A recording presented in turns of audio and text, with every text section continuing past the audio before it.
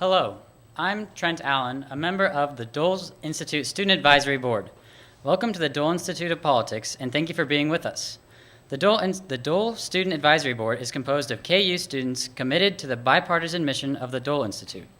Members of the Student Advisory Board receive opportunities to network with guests and preferences when applying for our internship assistance or for paid student positions at the Institute. If you are a student and would like to join, please contact us. The Dole Institute would like to hear from you. If you enjoy this evening's program, please let us know by contacting us on Facebook, Twitter, or through our website's email. Our past and future programs are available to watch on video on our website. We'd like to encourage each of you to consider becoming Friends of the Dole Institute. Do so by returning the brochure on your chair at the end of tonight's program. Our friends help keep our programs free and open and support archive research and our student activities. I'd like to remind you to please turn off your cell phones. After the interview, we will have time for question and answers. If you have a question, raise your hand and a student helper will come to you. Please just ask one brief question. Hearing assistance is available, and we have a loop section at each program designated by a sign. If you have any questions about the loop, or if at any time during the program you have difficulty hearing, please alert one of our staff members or student volunteers here in the hall and they can assist. And now, please welcome Barbara Ballard.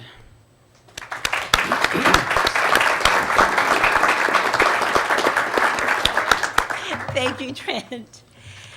Good evening and welcome to the Dole Institute of Politics. Our program this evening is No Labels, Stop Fighting, Start Fixing. And I think we all know what that title means. But before I get into our introductions, I would just like to ask you to turn to the back of your program for our upcoming events because we have some really outstanding events for you. 4 days from now, we will have On His Own Terms, A Life of Nelson Rockefeller with Richard Norton Smith. And you will see he's an acclaimed historian. Richard Norton Smith takes us inside his new biography of one of the most fascinating figures of the 20th century, which is Nelson Rockefeller. 14 years he worked on this book. And this Sunday, on the 23rd, you will have an opportunity to find out what's all inside. And this event includes a book sale as well as a signing. The next program, East European Democracy and Russian Reemergence. And this will happen on Tuesday, December the 2nd. And since the fall of the Iron Curtain a quarter of a century ago, a democracy has largely flourished in Eastern Europe.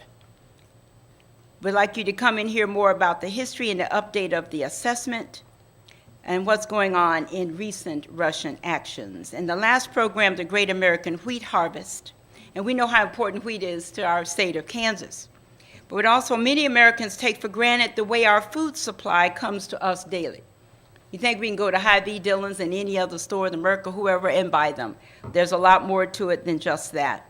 And you will have an opportunity to find out about the technological, economic, and environmental challenges in order to feed millions of people. Now it is really my pleasure to introduce Mark McKinnon, and this is his second visit to the Dole Institute of Politics. And he has spent the last 3 decades solving complex strategic challenges for causes, companies, and candidates, and more.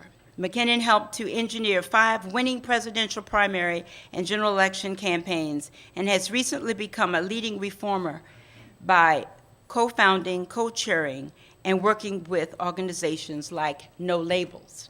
You might ask yourself, what is No Labels?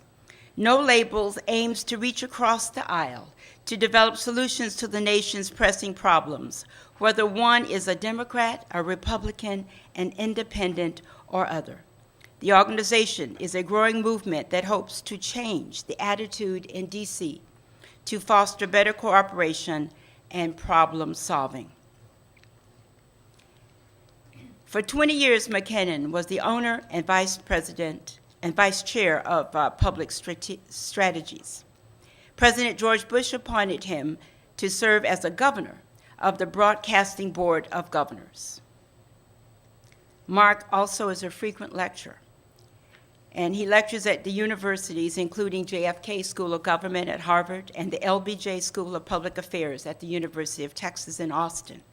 In addition, he He has been a columnist for the Daily Beast and the Daily Telegraph, and a consultant to HBO television series, The Newsroom. Bill Lacey, director of the Dole Institute of Politics, will interview Mark. And I would ask you to please join me in welcoming Mark McKinnon this evening.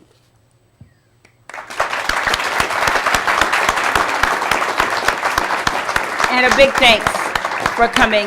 At least our weather is a little bit warmer. It is.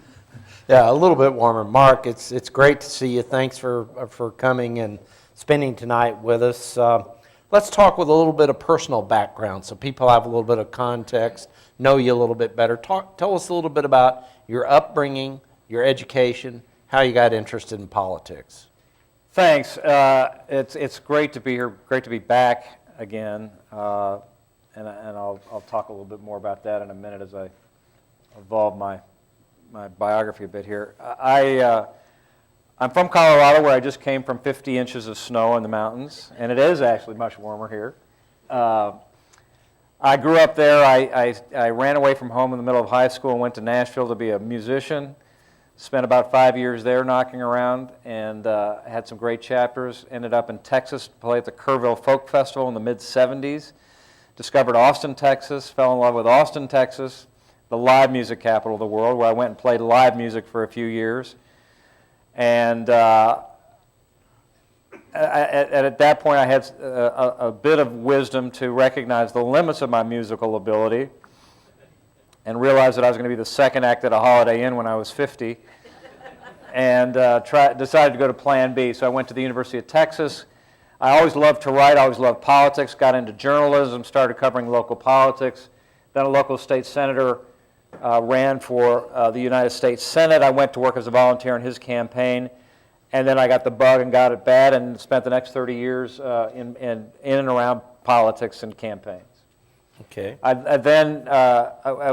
worked in New York for a while under one of the great godfathers of our business, who was one of the very first to export American-style political campaigns to foreign countries. So a good part of my career I spent working under him and doing campaigns in Nigeria, Colombia, Ecuador, Israel. Got to work in international campaigns, which was a fascinating experience. Who was that? David Sawyer. Okay. David Sawyer and Bob Squire were two of the very first campaigns that they were competitors, and they started working in Venezuela. That was the very first kind of foreign campaign they both did in the early 70s.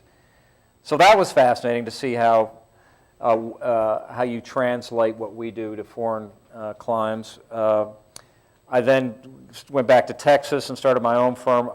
At that point in Texas, those of you that may remember, there really wasn't much of a Republican Party. And so I worked for Ann Richards. I worked first for Mark White when he was governor, then Ann Richards. And then shortly, and it's very interesting, in Texas you were either a Democrat or a conservative Democrat because there was no real Republican Party. When Ann Richards was elected in 1990, all the 28 constitutional statewide offices in Texas were held by Democrats. 8 years later, with the advent of George W. Bush, all 28 were Republican. So that's how quickly Texas flipped. As soon as there was the option to be Republican in Texas, most of Texas became Republican, including me, who I had been very much a conservative Democrat and getting more conservative as I was paying more taxes. And then along came this guy, George W. Bush, who was talking with a message that really attracted somebody like me with his idea of compassionate conservatism. And he was talking about issues like education reform and immigration reform, proactive role for government, limited, but not like the Newt Gingriches of the day at that time who were kind of burning down the house and saying they were going to eliminate all these departments of the federal government, what have you. So anyway, I got to know George W. Bush. We became friends, and then he asked me to come do his re-election campaign for governor, and then I stayed aboard to do the presidential campaigns in 2000 and 2004. Then something interesting happened, which was, first of all, I watched what happened with President Bush and what happened when he came to Washington. What's interesting about that is it's very much in many ways George Bush was elected very much on a message about changing the culture of Washington, about being a uniter and not a divider, a different kind of Republican. Well, when you look at his speeches from 1999 and the speeches of Barack Obama from 2007, they're very much alike. If you mixed them up on a table and picked up one, you probably couldn't tell. Because Obama had very much the same message, not a blue United States or a red United States, but we're all Americans kind of message. And they both met huge obstacles for many of the same reasons, some different. But for George Bush, there was the recount. So many Democrats didn't see him as a legitimate Republican. There were those out there who thought Obama was not a legitimate United States citizen, so didn't see him as a legitimate president. Anyway, the point is that both of them collided with Washington, and the public policy apparatus, as a result, kind of broke down. I had worked for John McCain initially in his primary election because I love John McCain and revere him, but I had met Barack Obama. I liked him. I disagreed with his politics, but I thought his campaign would be good for his candidacy would be good for the country. So I told McCain when I went to work for him, I wrote him a memo the day I went to work and said, I'm going to do my best to get you elected the nominee of the Republican Party, but if this guy Barack Obama gets elected, probably be better for me to not participate in the general election just because you want somebody with a stronger trigger finger in the cockpit. And I just wouldn't be that comfortable doing it. I'd be uncomfortable and probably not best for the campaign. Of course, McCain forgot about that, got elected, and then I had to walk in with a memo and say, remember, Senator, he said, yeah, and he gave me a big hug and said, thanks for helping me get here. It'd be very un-McCain-like for you not to keep your word. And so it was very difficult to walk away at that point. But then the campaign kind of went in a direction that I was afraid that it might. Anyway, as a result of all that, I saw people with good intentions going to Washington, and for a variety of reasons that we could spend all night talking about, the culture of Washington has changed dramatically. Now, we've certainly had partisan times in our history before, but I can tell you it's nothing like the days of George H.W. Bush or Bob Dole, at times when you could have clear convictions, strong principles. At the end of the day, you put America first. And so I've spent the last number of years, in fact, it was probably about the time I came out here before that we started No Labels in 2010. But I just got to a point in my life where I've been involved in politics and public policy because I believe in the process of public policy, creating positive change for the country, addressing our big challenges. And it's a really sad state that we're in now where well-intentioned people simply can't do it. And there's lots of reasons why, and we can get into some of that, but I don't think that anybody who's been in politics for the last 50 years would disagree that it has become a poisonous, hyper-partisan environment in which the public policy apparatus is largely shut down. And we're about to see some more of that this week where, we're going to see an executive order out of the presidency on something that should have been, I think, arguably handled by Congress, but hasn't been. So, again, we'll get into that. Let me just say one more thing, and I'll quit rambling. I revere the Doles and people like that who are great public servants, and people like Bill Lacey and others. It just reminds me of the times when I was really proud to be working in politics, and we really got things done. And I'm just going to tell you one quick story. I had the opportunity to meet Bob Dole on a number of occasions. I got to work a little bit with Elizabeth Dole, and I was so impressed with her in so many ways, but here's the quick story. So I do a big presentation about what you have to do to be successful in politics, and it's all about the components of a successful message and what that means and how you build a successful message architecture in a campaign. But after I go through all of this, I say at the end, it's important that you know all these things, recognize them, educate yourselves about those things that you have to do, but all of it is meaningless unless you prepare. And then I show some examples like Rick Perry in the last primary debate. If you remember the oops moment, I'm going to name 3 departments of government I'm going to cut. 1, 2, and oops. I've never met anybody in my life in politics who better prepared than Elizabeth Dole. And I had the opportunity to work with her a little bit in one of her campaigns to help her prepare for her debates, do some media training for the debates. And it was just amazing because we'd always allot a good amount of time, and we'd take the train down or fly down on I guess we fly down on a Saturday. And we'd have like 4 hours of pure debate preparation. And, about hour 3, we were all flagging. And that was about the time that Elizabeth Dole was getting more animated and wanted to do it again and wanted to do it again. And every time we do this, we'd leave ourselves like 3 hours of padding time to catch the plane, and we never caught the plane. Because she'd say, I want to do it again, I want to do it again, I want to do it again, and just wore us out. But it was a sign of a great public servant who really took the most important lesson to heart in politics, which is be prepared.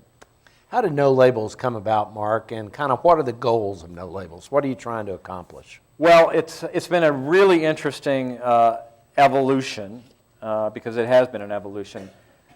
Initially, there were simply a number of other people like me on both sides of the aisle who were really frustrated about our lack of ability to get things done in Washington anymore.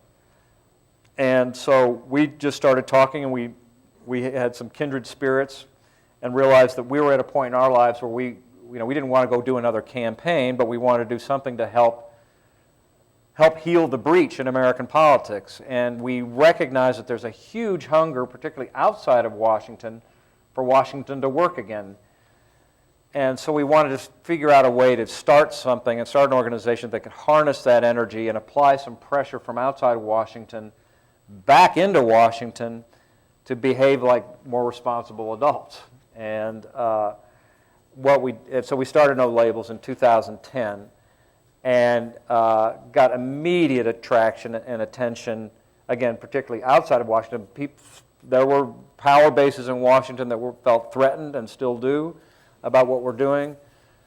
But the hunger and appetite outside of Washington was not only palpable, but immediately jumped on board. And we had 500,000 people representing every Senate district in the country sign up. And again, these are people who just say, these were a lot of very conservative Republicans and a lot of very liberal Democrats and everybody in between, but they just said, at this point, I don't really care if it's a Democratic solution or a Republican solution, we just want solutions. And, but initially, I made a little bit of a strategic error. I pushed this more than anybody. At first I thought, I had been kind of a conservative Democrat. Now I call myself a progressive, kind of old-style Republican in the mold of George H.W. Bush or Bob Dole. But I thought that we were lacking representation for that broad middle of America, and that this organization could be a voice for kind of the broad, really broadly speaking, the middle of American politics. Well, I discovered two things, or we did pretty quickly. One is you get 100 people in a room and try and describe what's the middle of America, you'll get 100 different opinions. And it's a real rabbit hole. I mean, it just gets real unproductive really fast. The other thing, more importantly, was that there's a fascinating graphic that was produced by the National Journal a few months ago. And the graph, they graphed it over 20 years. And what they showed was the number of our elected representatives in Washington out of the 535 over 20 years who have overlapped ideologically. And what I mean by that is they had a graph from 20 years ago where you had I'll just call them progressive Republicans and conservative Democrats and where they overlapped. And 20 years ago, there were 270 out of the 535 who overlapped. Today, 4. Okay, so what does that mean? Well, what that means is that if we were an organization representing the middle of Congress, we'd be talking to 4 people. And we weren't going to get much done. And so part of our evolution was a recognition of what the reality was. And the reality is that we have a very divided Congress and to some degree a divided country. And so we really evolved our mission to say what we really want to do is find a way for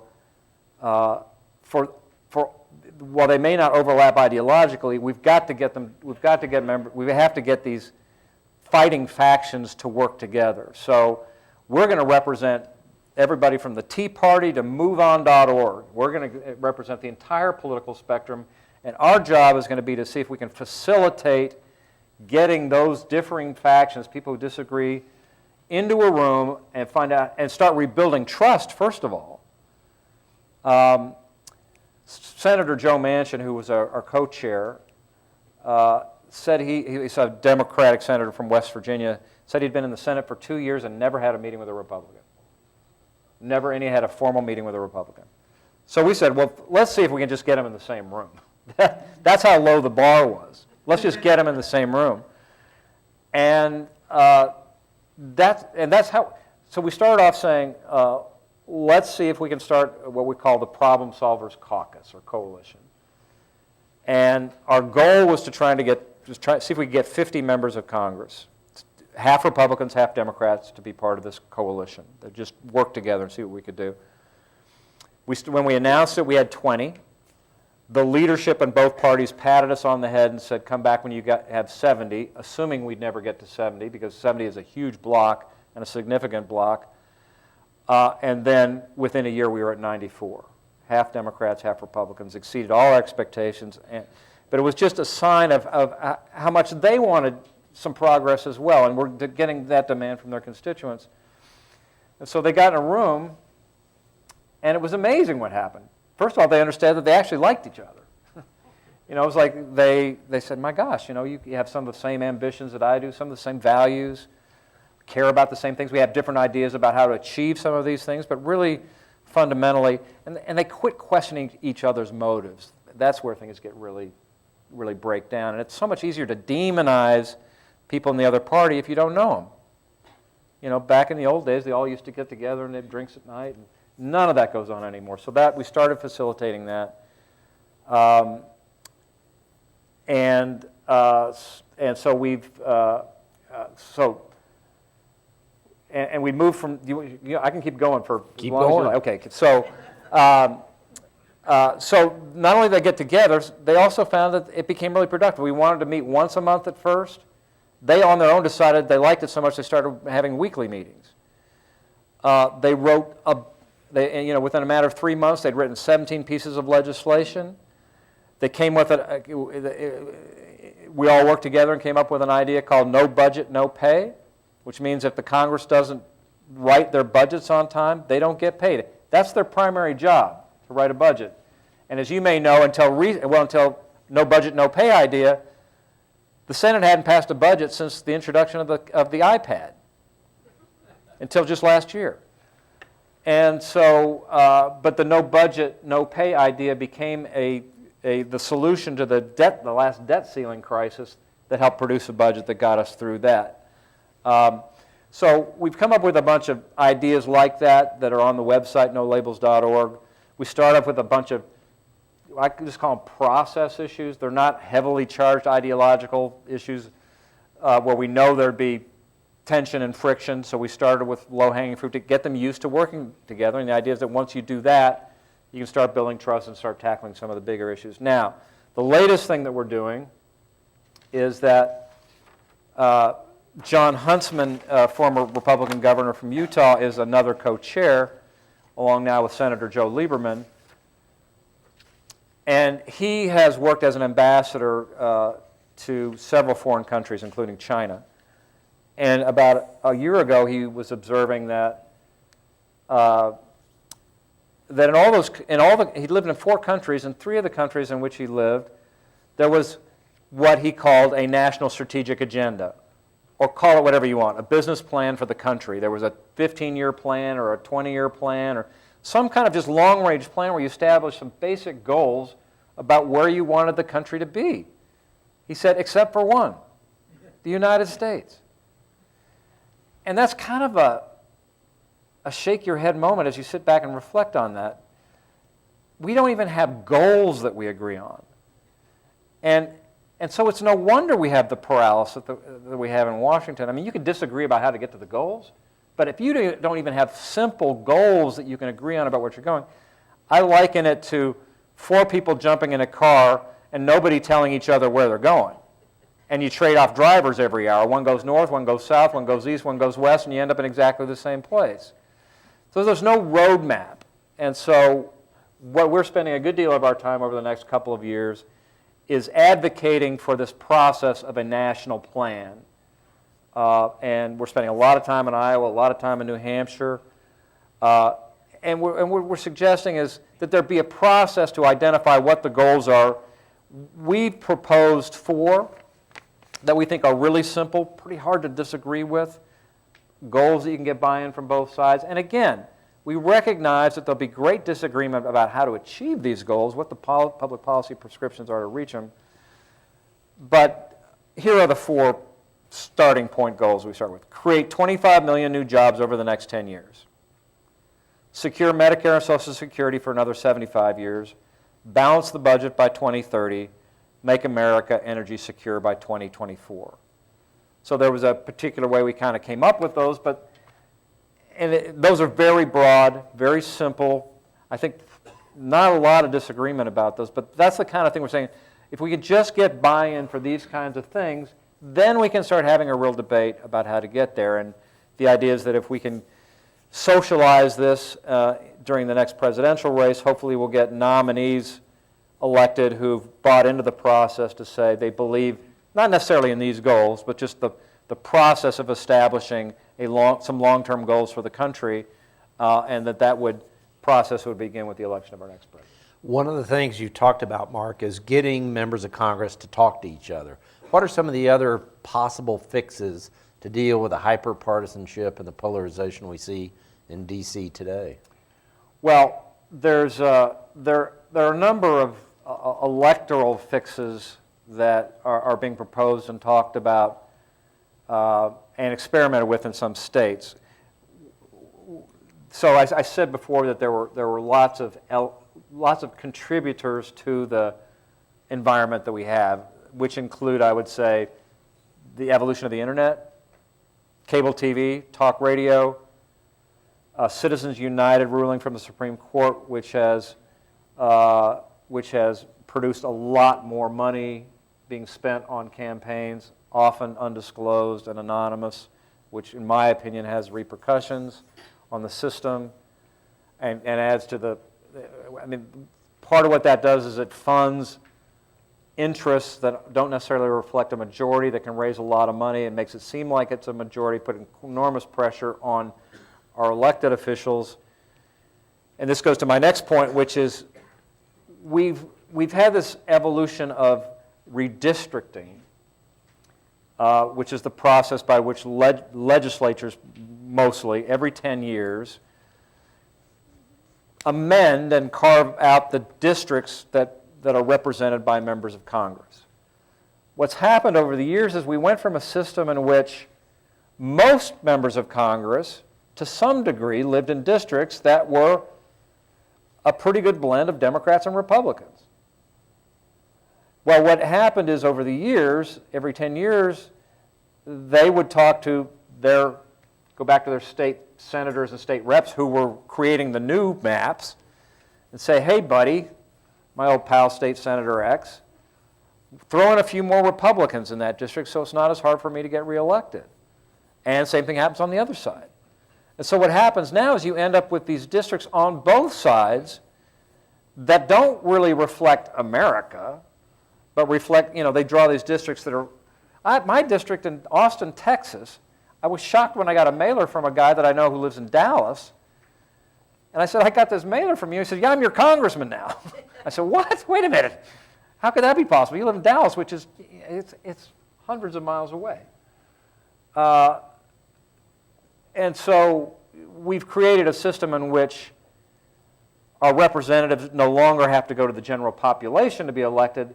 They have to go to they're worried now not about their general elections, they're worried about their being primaried or a primary election where somebody would run to their right or to their left. And the primaries, as you probably know, we have bad turnout in the general elections, the primaries are even less. And so you have a very small sliver of whatever state's representative in primary elections, electing that member of Congress. So it's just pushed all the representation to the right and to the left. There's no more obligation to kind of the broader segment of voters. And so, I mean, just a good example, this is, you know, a well-known U.S. senator who's very much a no-labels kind of guy. I went to him a while ago and said, you know, Senator X, you're such a no-labels guy, you're a good bipartisan, work across the aisle, and said, we'd like for you to come to a couple of things. And he said, come to me after my primary. You know, I got to lay low until I get past this primary. But can I tell you one other example of, I just want to reflect on why it's important. This is an extension of why and how no labels works today. So Colorado was a good example of how we work now. There were two people running for the U.S. Senate there. One was named Cory Gardner, one was named Mark Udall. Now, a couple of years ago, I'm from Colorado, heard quite a bit about Senator Udall, and what I'd heard was pretty good, that he was kind of a centrist guy, worked well with others, what have you. That's what I'd heard. That was kind of the conventional wisdom. And there was this guy, Congressman Cory Gardner, who was seen as a really conservative guy. And so we approached both of them about being a part of No Labels. Well, Cory Gardner, I'm in. And not only was he in, he became a leader of the organization, came to meeting after meeting, co-sponsored legislation. I mean, it just became as good an example of what I'm describing at No Labels as we've got. And so, and we made repeated attempts to go to Mark Udall, say, we'd love for you to be part of this. And we just got absolutely shut out. Just no answer, nothing. We said, yeah, just come to a meeting, anything. Just had the door completely slammed in our face. And so this election rolls around. Suddenly Cory Gardner, who's a congressman, decides he's going to run for the U.S. Senate, and we've got a decision to make. Cory Gardner's been working with us, is a great example of the no-label spirit. No matter what you think of his politics, he's a guy who's willing to work with Democrats, co-sponsored legislation, and Mark Udall didn't. And so we have what we call a seal of approval, and we awarded that to Cory Gardner. Well, Harry Reid and Mark Udall, they all went nuts. And, you know, and we said, well, listen, it's very clear. And by the way, we have and do give this, it's not an absolute endorsement. We said if Mark Udall, even after we gave Gardner that seal of approval, we still extended that to Mark Udall and said, you can still have a seal of approval too if you want. If you'll just agree to these very basic things, this process, come to some meetings, zero, zip, nada, nothing. And Cory Gardner won. And so that's just a reflection of the kind of spirit that we're talking about. It's like, you know, people say, well, Mark Udall's a centrist and you work for Cory Gardner who's a conservative. I said, yeah, because he's the guy that was willing to go across the aisle and work with others. And that's more of the spirit that we need in Congress. Mm-hmm. Mm-hmm. Okay. What if people want to get involved in No Labels, what should they do? You've got Jack here tonight. Jack, wave at everybody in the back of the room. You can grab Mark afterwards. You can grab Jack. But what can they do to help? Well, lots. You can go to nolabels.org. You can ask your representative. And is that Lynn Jenkins here? Yes. She is a member in good standing of No Labels. It's been great. Jack has started, Jack did start our college operation and now has 43 campuses lined up, and it's got a great new program that's going to go into the swing states where we're getting colleges very active, but not just in the swing states. So we've got 43 chapters and love to have representation here. A huge part of our enthusiasm and energy is coming from young people. I mean, I've spent a lot of time coming to places like Lawrence and guest lecturing and spending a lot of time with students, and I'm really excited about what I see from students because they are there's a real particular DNA in millennials, and that is that they are civically engaged, politically active, but very skeptical about the system. They're skeptical about the Republican Party, they're skeptical about the Democratic Party, they're skeptical about government, and so no labels really is an attractive idea. And what I like about these young people is that they're not saying, oh, pox on you all, I'm going to go do something else. They're finding new ways to engage in the civic and political process through organizations like No Labels, other nonprofits, very entrepreneurial in spirit and civic-minded. So where government has broken down to some degree, I think nonprofits and NGOs are kind of bubbling through the cracks to figure out ways to address the problems, and that's being driven in large part by millennials. What are your, did you want to add? I was going to say, and if you go to nolabels.org, you'll find all the information that you want about what we're doing and how to get involved. What do you believe the prospects are for the the new composition of Congress and the president to try to do a few things anyway over the next 2 years? Well, not great, unfortunately. Everybody sort of said the things that you'd want them to say election night, but by the end of that week, it all pretty much, everybody's sort of back into their corners, drawing lines in the sand again. And it appears like two dynamics are going to happen. I think one is that President Obama has just decided that either he won't or can't or both work with the Republican Congress. And he is now just appears as if he is, at the end of this week, going to offer some sort of executive amnesty plan on immigration.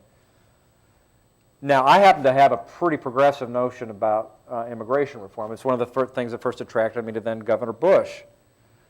I think a lot of that is the right direction. The problem is that that's not the right way to do it, in my opinion, because I think that part of the problem we have with the health care law, which, by the way, the sort of fundamentals of a lot of the health care law were originally a Republican idea. The problem is that it was pushed through Congress. As you remember how that 51-vote rescission deal was as soon as Scott Brown was elected. It was a very complicated thing, but Democrats suddenly realized they had to ram this thing through with 0 votes from Republicans. And when you get 0 votes from Republicans on one of the biggest public policy measures of a generation at least, that's going to have long-term consequences. So whether or not you agree it's the right policy or not, what President Obama is going to do later this week, I anticipate huge repercussions that it's being rammed through with executive authority and not being done through the congressional means, which is going to, I think the Republicans are going to respond very badly. Badly is not the right adjective, but I think there's going to be a very strong response, which is in many ways understandable, I think, because they think that they're there to legislate on these kind of issues. You can point the finger at Republicans and say they've been obstructionists, but and that's what Democrats do. But just the notion of having two of the major pieces of public policy that affect our country, now going to affect 5 or 6 million people, having been rammed through without a congressional vote, I think could have big consequences. The Republicans, I think, what the Republicans can and should do, I think, is they have the Senate and the House now, so I think that they should, rather than just be the party of no, produce alternatives, send them to the president. Send a health care bill to the president. Send an immigration reform bill to the president. Let him veto them. And if we do enough of that, and not just threaten to shut government down every time the president does something, but if we instead look active and proactive and send our versions of all this, I think that sets us up much better for 2016 as a party who, I'd much rather be the party that's gotten 10 presidential vetoes than the party that's shutting government down. Okay. I have one other question for tonight, and then we'll open it up to about 20 minutes or so of Q&A from the audience. So be thinking about the questions that you might want to ask Mark. But Mark, you referenced millennials a couple questions back, and we have quite a few students, especially in the back. I don't know why you guys always sit in the back. You're always welcome to come up front and sit with us. But We have a lot of students, a few of them here. A lot of students tonight. What would you say to these students who, as you say, are very interested in public service but are concerned about the system? What would you say to them to motivate them to take a bigger role in politics and to embrace it? Well, I would encourage you, I plead with you, I beg you to get involved because the stakes are just so high now. I mean, it is a more complicated and dangerous world that we live in, and that's what's been frustrating for a lot of us to see that the challenges and the crises just become greater and greater, and our ability to respond seems to diminish and diminish. So I think it's going to take new faces, fresh faces, new energy, new thinking. I mean, I think we have just a lot of old paradigms in place that you need to break down. And like I said, the good news is unlike other generations where there might have been an apathetic response, I think you all get that. I think you're anxious about the future. I think you're concerned about the future. And I get the sense that many of you are stepping up. And I think that there's, whether it's through government itself or through these nonprofits or NGOs, I think that there's so much to do and so many people out there trying to figure it out that I think you'll find a place. I think you'll find a place that will channel all your talent and intelligence into a way that will help make things better. Okay. Christina, Jesse have questions. Raise your hands if you'd like a question. They'll bring a mic to you. And students at the back, if you guys have questions, make sure you raise your hand. This is your opportunity to ask questions too. Okay, Christina, we'll start with you. To what extent do you think that something as simple as modernizing how and when we register and vote can help take the sting out of partisanship and the lack of participation? Do you see the basics of how we vote as being part of that issue or not? Sure. First of all, I'd say that I think voter participation is by the way, this last election, it was the worst since World War II. And there were a few things going on then. I think more largely it's a result of this perfect storm of all these bad things that are happening, which net out for a lot of people to say, I have no control over this. This is all the system is rigged.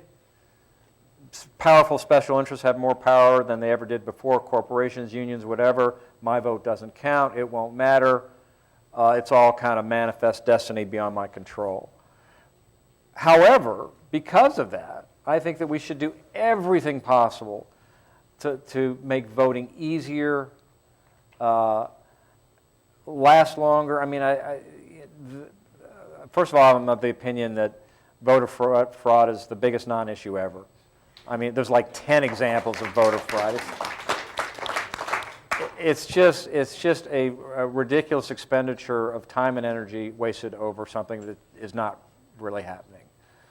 I think if we'd spend that much time and energy over allowing more people to vote and making it easier, we'd be addressing some of the things you're talking about. So I'm all for mail-in ballots. I'm all for extending voting periods for up to a week or longer than that. I'd love, there are countries like Australia where there's penalties for not voting. I don't know if that's the answer or not, but maybe you just need to think of more incentives. My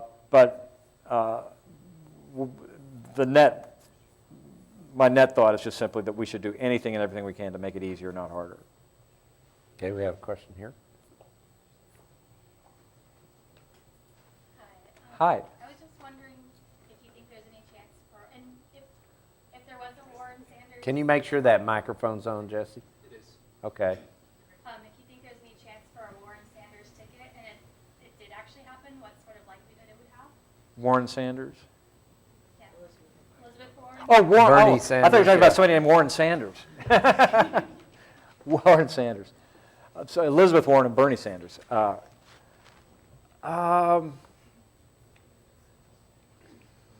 Well, I mean, the there's a big dynamic going on now, which always happens when a party loses an election, which is, was it because we weren't, on the Democratic side, liberal enough or progressive enough, or were we too mainstream? Republicans, same argument, were we not conservative enough? And that always, there's always that axis on both sides of the party. So here you have an election in which Hillary Clinton there's a huge assumption that she will run, and if she does, she'll get the nomination. That, makes a particular wing of the Democratic Party very uncomfortable and very unhappy.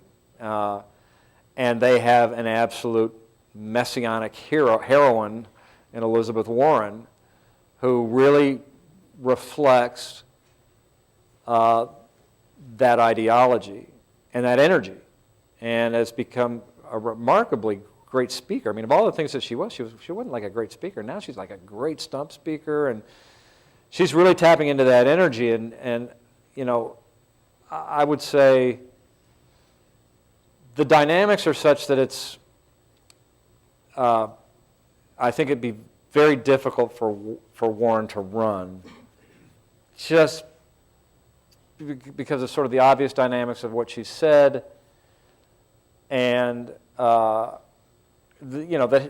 is this notion that Hillary Clinton's earned it.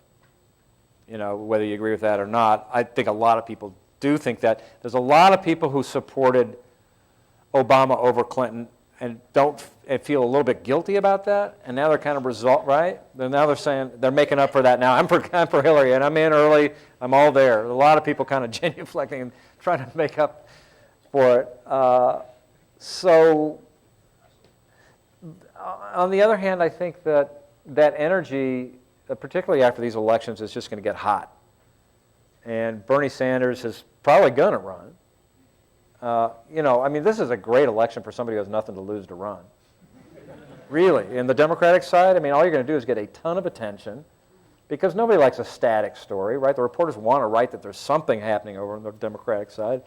So Bernie Sanders or Martin O'Malley, if I were somebody who was not too concerned about the wrath of Hillary Clinton, I'd be there in a second. You're going to get a ton of free media, a ton of name ID, talk about your ideas.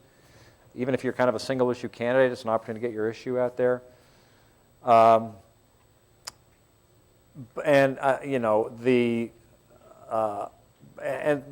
going to be moments where it's going to be tough for Hillary Clinton, and there may be some sort of crisis moments where a big draft Elizabeth Warren thing comes into play. But it'd have to be some pretty serious stuff to happen.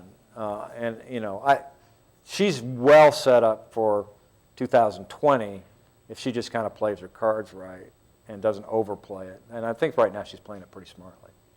Okay, we have a question right here. Can you speak to the idea of impartial bodies responsible for redistricting? Yeah, and sure. Also the California experiment with the primaries? Yeah. Great question, and I'm glad you brought it up, because I meant to address this earlier when the question came up, and I just didn't finish my thought. This is what happens when you get to be 60 years old.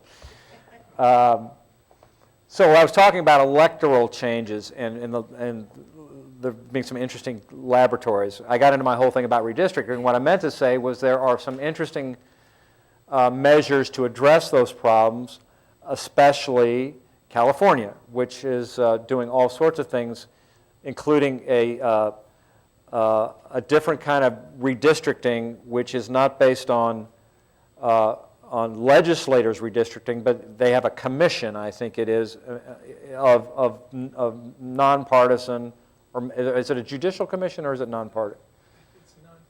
I don't think it's just judges. Some approaches are you have a judicial commission made up of judges. I think this may include some judges, but the idea is that it's not a legislative commission. It's a group of citizens, maybe some judges, that are doing redistricting in California now. And so that looks like an experiment that's really working. California also is experimenting with primary reforms, which I shorthanded by calling jungle primary. And that's what they have in Louisiana. And very early on in my career, The most exciting and fun race I did was I was trying to figure out what to do. We just lost a race in Texas, and this is when I discovered you could fail upwards in politics. And I had a couple of different options about what to do, and somebody said, if you think you know anything about politics, go to Louisiana and get your PhD. So I went over to Louisiana and ran a race against Edwin Edwards, who had not lost a race in 19 races, and we beat him. It was a ton of fun. But they had the jungle primary, and all that means is that rather than a Republican, you have a Republican nominee out of a Republican primary and a Democratic primary, we have a Democratic nominee, and they run against each other. Everybody runs together in a primary, and the top two run off. So you could have two Republicans running off against each other or two Democrats running against each other. And that creates a very different dynamic. So that's happening in California. Is it working? Yes, I think so. Yeah, I think the early results are that they're signs that it's working. That's just starting, just doing it, but I think there's some real promise there. Okay, do we have a question in the back? Context to this is we just went through a very brutal, nasty campaign in this state, tens of millions of dollars of money from out of state being spent. So people get to Congress and they're not liking each other because people like you spent the last 30 years developing campaigns attacking folks. What sort of, now that you're doing penitence, what sort of changes would you like to see in the campaign system that might get people to their state house or the Congress in a little better mood than hating each other as a result of the campaign they've gone through? Great question. Well, I am trying to do penance. I bear the scars. I guess that applies to me too. So. This goes to another big issue, which I feel pretty strongly about, which is the amount of outside spending, often anonymous, that's being spent in these races, and I think you just saw that here. And so, I mean, this was just a typical, well, in some ways, it, of course, was a very different race, but I'm just saying, any Senate race in a state now, typically, I mean, if it's at all competitive, I would say the average spending in the race, in any Senate race now, is, well, of course it depends on the side of the state, but the point is, outside interests that are spending in these Senate races are spending as much as 5 times or more than the campaigns are spending. Think about that. Your campaign, you're running, you've got a voice, things you want to say. All this outside money comes flooding in at 5 times the volume of your own campaign.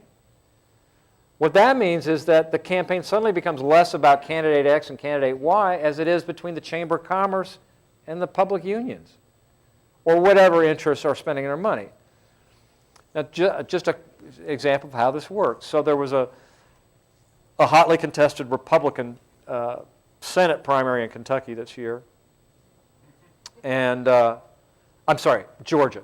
There wasn't Kentucky too, but Georgia, where a Republican primary was contested.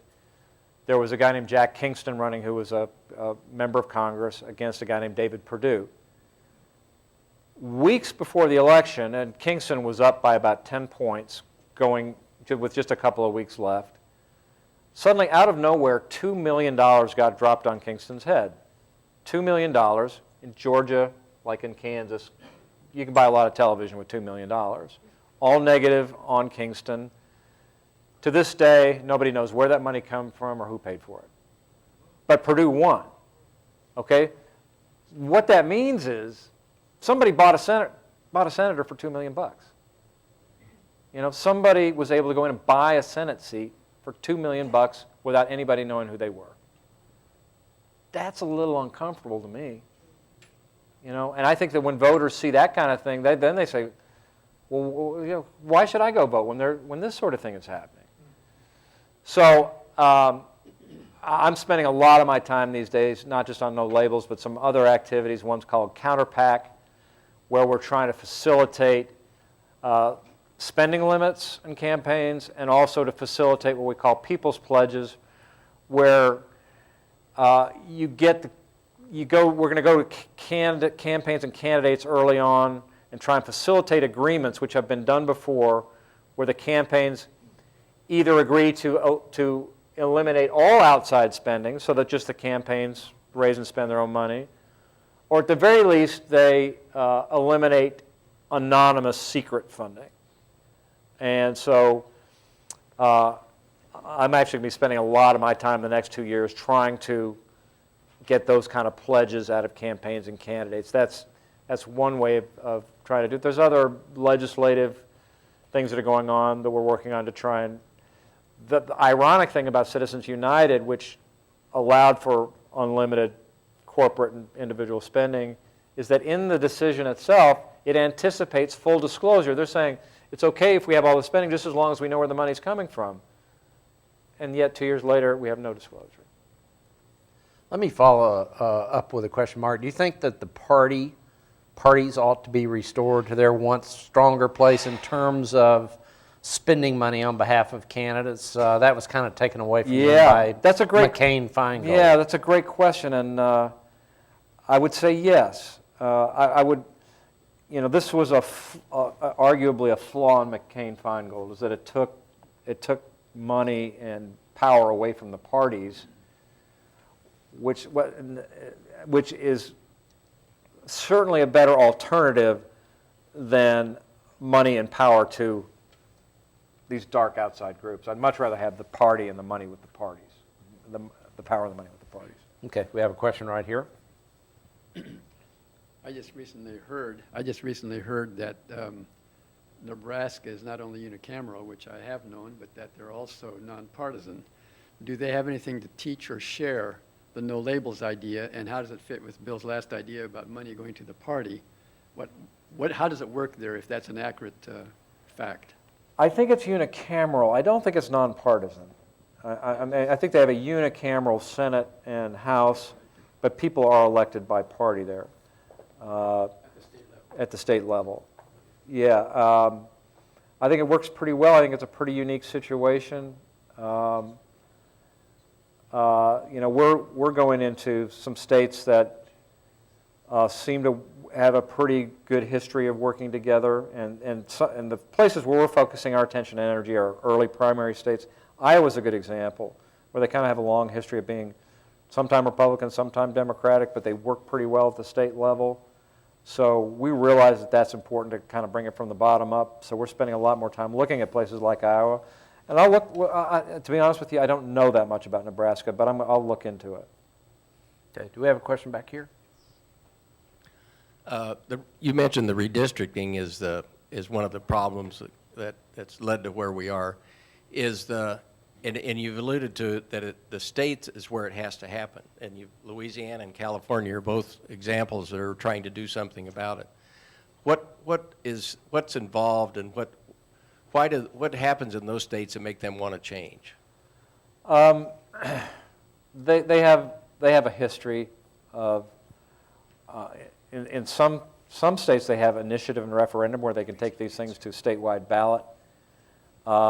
Places like Arizona, Maine, Vermont, they just have histories of being kind of laboratories of trying things out. The other component of this that I like, that some of these jurisdictions are doing, and just passed in Tampa, Florida, and of all places, Alabama, is the idea of restricting lobbying, when you can lobby, if lobbyists can give money. Some of these states are experimenting with the idea of either tax rebates or vouchers where you get, let's say, a $50 tax rebate to give to the candidate of your choice, and some of the states will match those dollars. So the important thing about that is that in those states experimenting with this kind of a program, what happens is the candidates spend more time with voters who are giving $50 than billionaires who are giving millions, because they get this match. So if somebody gives 50, the state or the jurisdiction will give 5 times that small dollar donation.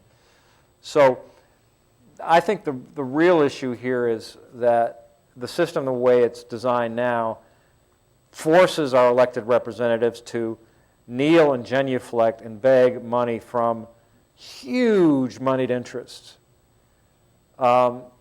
which I'm not suggesting there's a quid pro quo. I don't think there is in most cases. But if you spend all your time talking to millionaires and billionaires and big-time corporate interests, you kind of hear their version of the story, and you never hear the concerns of everyday voters. And so that small dollar donation match idea is just one proposal that's starting to work in some of these jurisdictions, which encourages people running for office to spend time with everyday voters, which I think is a good development too. Okay, we have a question right here. You mentioned that you'd worked for the McCain campaign for a while. What happened to that campaign? Well, I'll tell you a couple of McCain stories.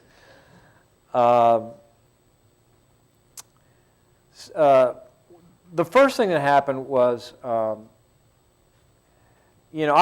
think McCain is an American hero for what he sacrificed for his country, and I told him I'd cut his lawn for him if he wanted to. I mean, whatever he wanted me to do, I'd do it. And he asked me to help him with his campaign, and I said I will, except for the circumstances that I described to you. Now, the first thing that happened was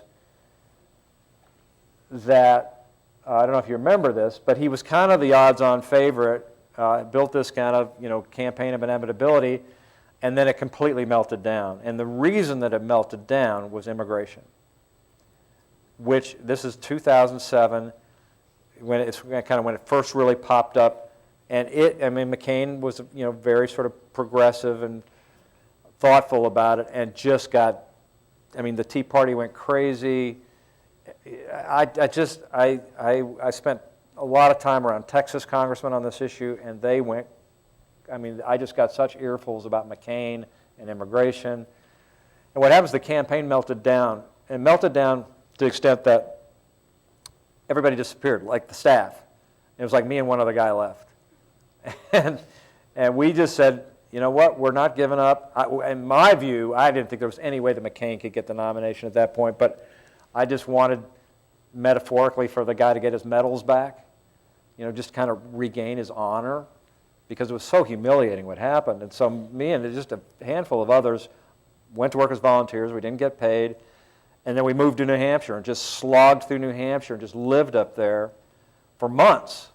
And then slowly, we were staying in horrible hotels and eating terrible food and living off the land. But in classic, he's just a tough old guy, tough old bird. And he just sucked it up and he kind of won it back vote by vote by vote. And then won New Hampshire, and then it all came back and he won the nomination, which is quite amazing.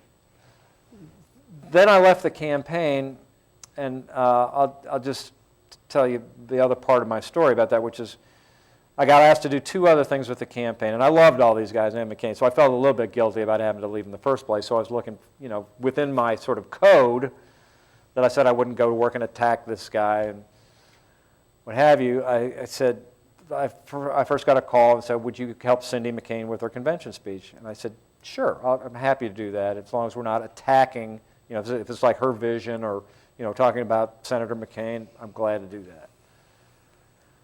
Then I got a call from the campaign manager saying, Houston, we got a problem. This was a week out from the vice presidential debate. And they said, we got a little problem. Can you come take over the debate preparation for Sarah Palin? And I said, no, I can't do that. And I explained why. I said, listen, I'm not going to engage in attacking the nominee, although I disagree with her. I'm supporting McCain 100%, voting for him, telling everybody I know to vote for him, but I'm not going to be part of the campaign attacking this guy. And they said, I said, so I'm not going to come over and take over debate preparation. They said, what will you do?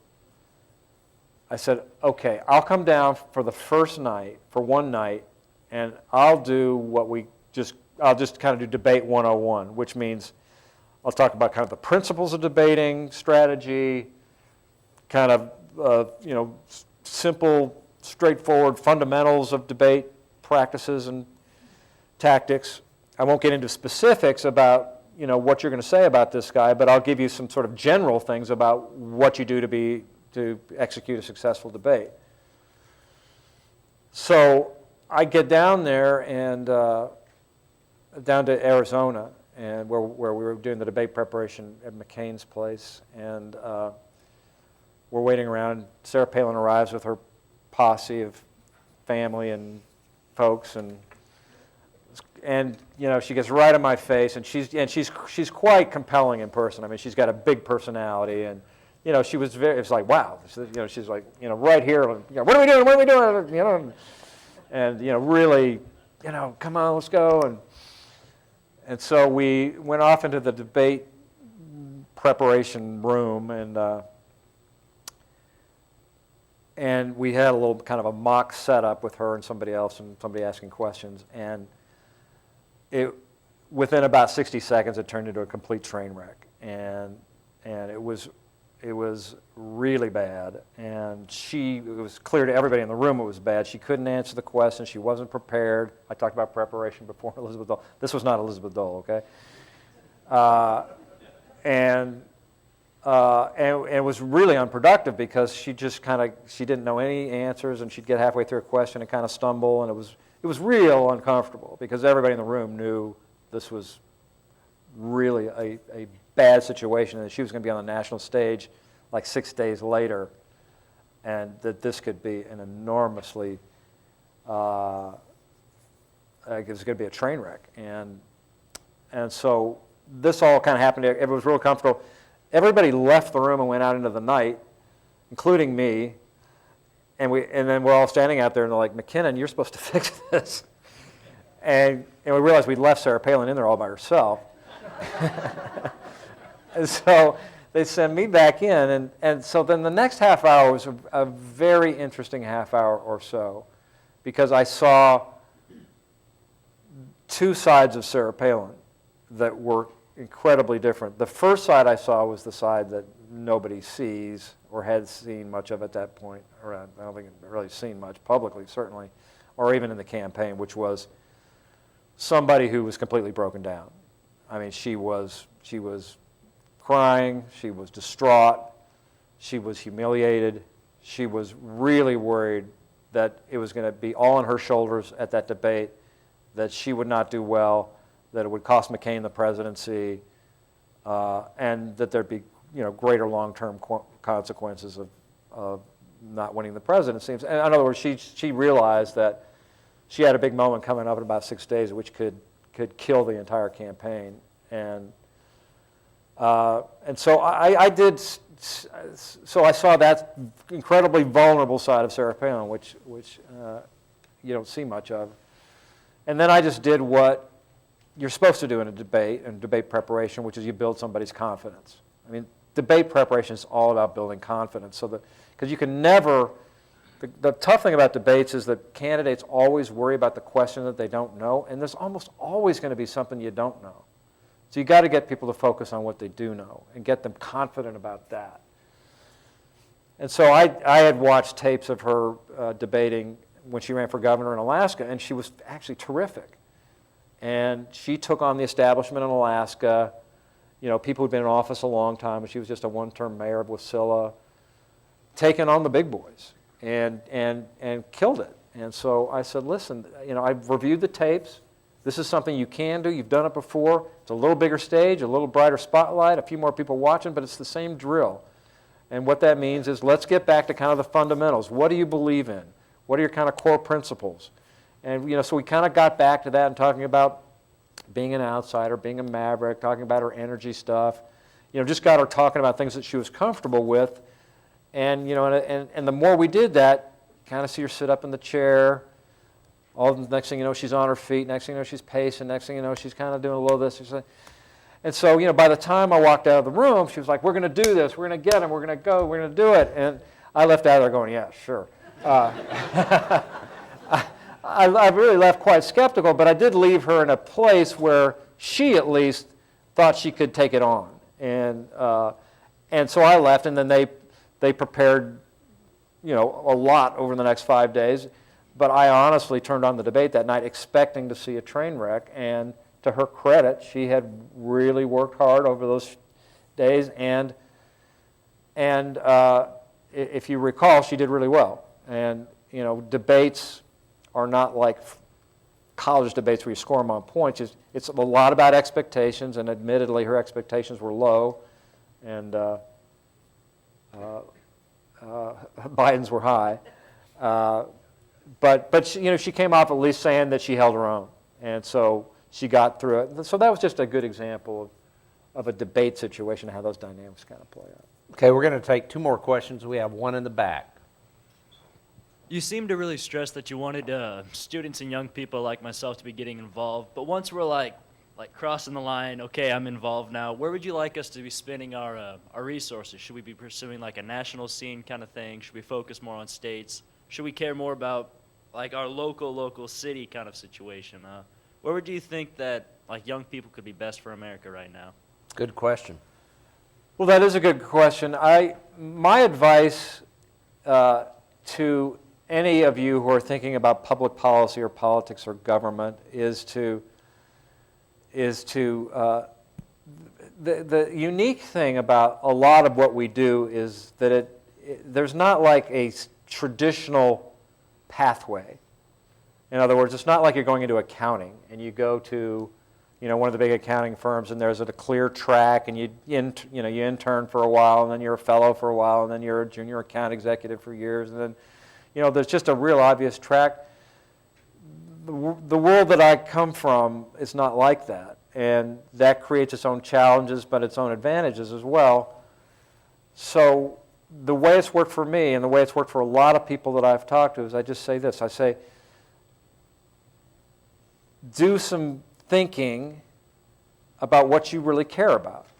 Either what you care about or who you care about. What is it out there? Is it the one campaign? Is it poverty, hunger? What are some things that just line up with you want to do something? What are some of the things that you're passionate about? And once you figure that out, it's a who or a what. If it's a who, or maybe a what that's connected to a who, so maybe it's going to an NGO, maybe it's going to a campaign. But once you figure out who it is or what it is, and part of that is where it is, then you go show up.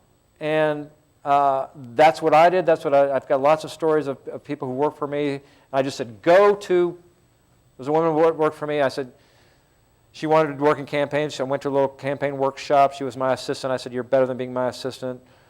And I said, what do you want to do? She said, I want to do campaigns. I said, where do you want to live? She said, East Coast or West Coast? I said, are you Republican or Democrat? I'm a Republican. I said, there's a guy running for governor in California named Arnold Schwarzenegger. Pack your bags and get out there. Show up and say, I'll work as long as you want and I'll work for free. And you work longer than anybody else. A month later, she's like his press secretary. That's exactly what happened to me. I went to a campaign. I was a volunteer. Did that for a couple of weeks. There was a sign up that said, for $5 I could be a data processor, which was more money than I'd ever made. I was really excited about that. Did that for a while. But the thing about campaigns and NGOs is that it attracts a lot of people, but not a lot of talented people. And I don't mean that unkindly. But what I mean is that they're real meritocracies. In other words, there'll be a lot of people that are qualified to lick stamps in the back of the campaign, which needs to be done too. But you're better than that. And the good news is that because you are, it very quickly gets recognized and very quickly rewarded. In other words, the upward trajectory in a campaign or an NGO, it's like once they figure out that you're smart and you're willing to work hard, you're going to have a full-time job as, like the chief of staff, quick. And but the key is to just show up and just be willing to kind of show that you are committed and will work long hours. And in these situations, just that the premium on talent and smarts and ambition and sort of moxie is really strong, and that's why it's a great place for people who have that kind of talent to show up. So, but the key is just do a little bit of work to figure out. Like I say, it might be a what in terms of an NGO, or it might be a person who you really like who's out there, who at some point is going to be running for re-election or for election in the first place. Okay. We have time for one final question right here. I don't have a question. I have gratitude that you've been here tonight. I came hoping that maybe you could pull me out of the slump I'm in. I really have cared about our country for decades. I mean, down deep in my pit of my soul. And we're in big trouble. And what you said earlier is the message we need to carry out of this place. We must not give up on our country. We've got to do better. The Constitution begins with we, the people. All right.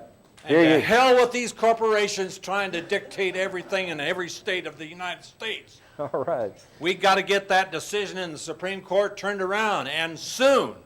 I'm with you. We've got to be forceful. We've got to be passionate again as a people. And if it means finally, as Jefferson said in his writings, that every 20 years he expected another revolution in our country. And we've not yet had a really good one. Well, we saved the best for last. That was great. I mean, that's exactly the kind of passion that I'm seeing a lot of these days. And that's what gets me excited, gives me great optimism, because that's the American spirit, that's the American attitude, and that's why I think we're going to get this turned around. Democracy is a messy business, but it's the best experiment out there. So thank you all for coming. Mark, thanks for a great evening. Thank you, Bill.